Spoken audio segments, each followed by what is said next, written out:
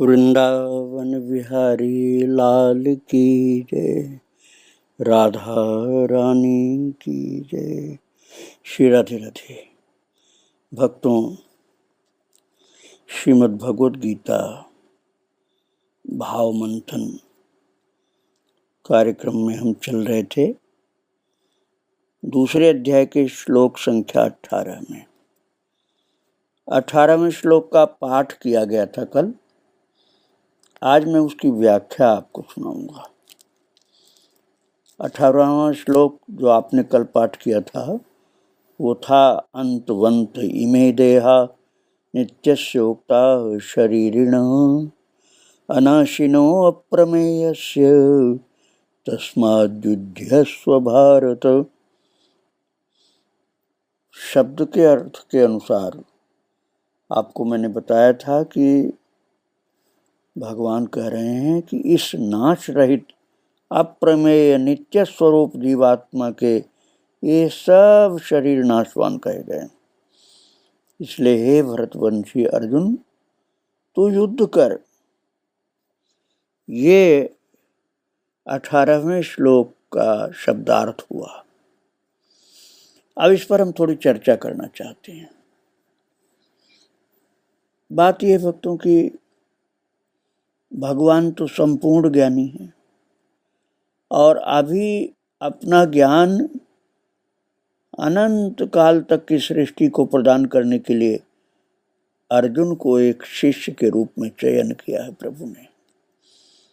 अर्जुन को माध्यम बना करके भगवान सबको, मानव मात्र को ही नहीं बल्कि अन्य प्राणियों को, जैसे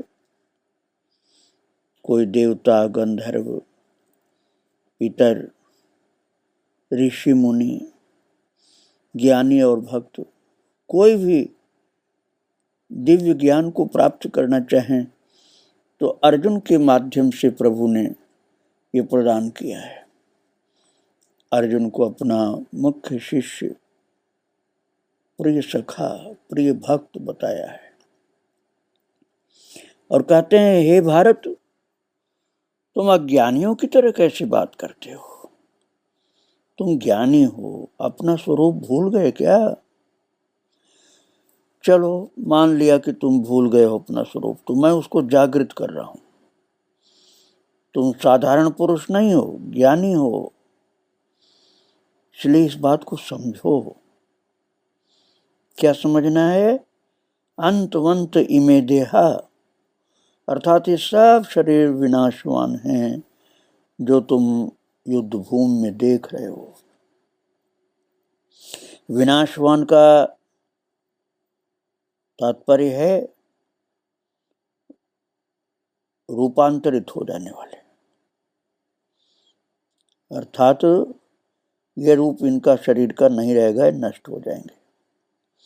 इमे देहा कह करके एक सीमा रेखा खींच दी कि ये लोग जो सामने युद्ध में खड़े हुए हैं, ये सभी शरीर, ये सब विनाशी हैं। विनाशी अर्थात ये इस रूप में नहीं रहेंगे, नष्ट हो जाएंगे, रूपांतरित हो जाएंगे। और इन उपादान के रूप में देखा जाए तो इनकी चेतना वहां से हट जाएगी। और शरीर का जो उपादान कारण है वो उपादान कारण में ही मिल जाएगा, अर्थात पंचभूत में चला जाएगा। मिट्टी का शरीर मिट्टी में मिल जाएगा, जो कहा जाता है वही समझो। और नित्य से उक्ता शरीरिण, किंतु जो शरीरी अर्थात शरीर के अंदर जो चेतना है, जो जीवात्मा है, वो नित्य है। यानी जो भूतकाल में था, वर्तमान में है और भविष्य में भी रहेगा, वही जीवात्मा कहो या आत्मा कहो, वो नहीं नष्ट होने वाला है, क्योंकि वह नाश रहित है, अप्रमेय स्वरूप है। कोई परिवर्तन नहीं हो सकता, उसमें कोई दोष नहीं हो सकता। और उस आत्मा में जब किसी प्रकार का विकार संभव ही नहीं है तो फिर इसलिए युद्ध करना तुमको चाहिए। क्यों नहीं युद्ध करोगे? आत्मा में कोई दोष तो आने नहीं पाएगा, उसमें कोई विनाश नहीं होगा, कोई क्षय नहीं होगा, तो फिर युद्ध करो। तस्मात् युद्धस्व भारत, हे भारत तुम युद्ध करो। भारत अर्थात ज्ञानी पुरुष। केवल अपने कर्तव्य की चिंता करो। सभी देहों की एक सीमा होती है। मनुष्य का शरीर लगभग 100 वर्ष और देवता का लाखों वर्ष, ब्रह्मा जी का शरीर करोड़ों वर्ष रहता है, लेकिन फिर भी छूटता ही है, ये हमेशा नहीं रहता है। और छोटे जो जीव जंतु होते हैं, कीड़े मकोड़े, उनका जीवन तो बहुत छोटा होता है।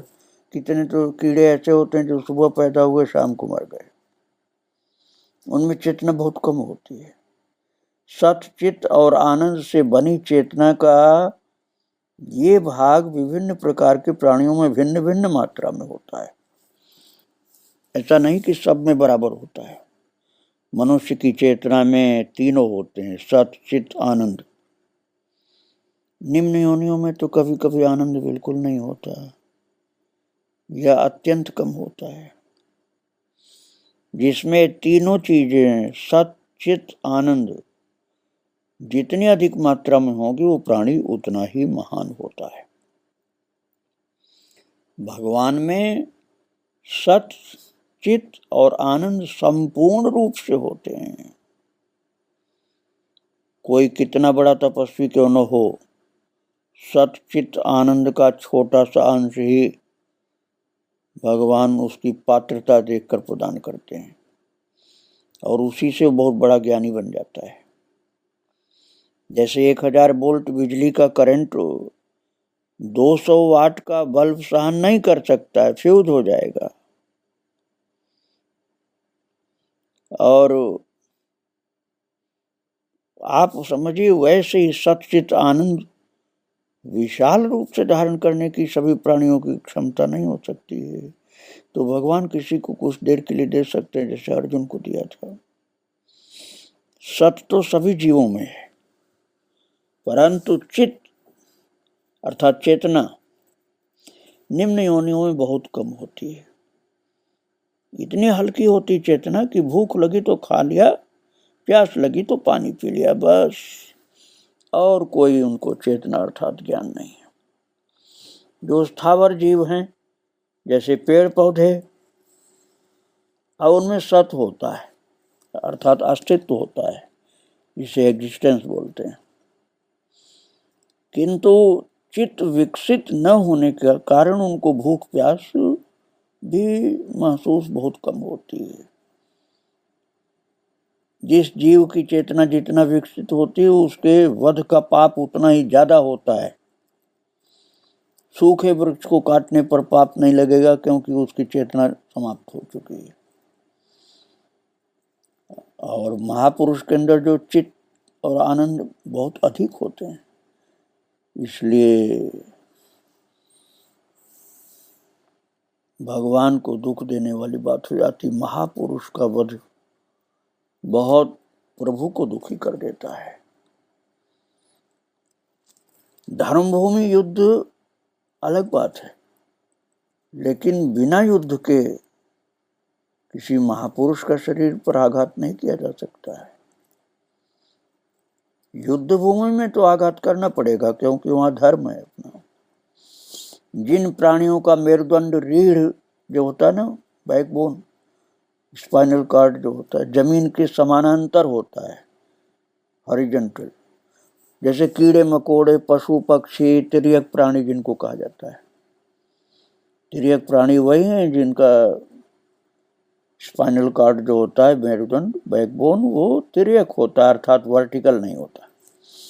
किंतु मनुष्य का स्पाइनल कार्ड जो है, जिसमें सुषुम्ना नाड़ी होती है, वो वर्टिकल होती है, सीधी खड़ी होती है। वो इसके ऊर्ध्वगामी होने के कारण कुंडलनी जागृत हो सकती है मनुष्य में, पशु में नहीं हो सकती।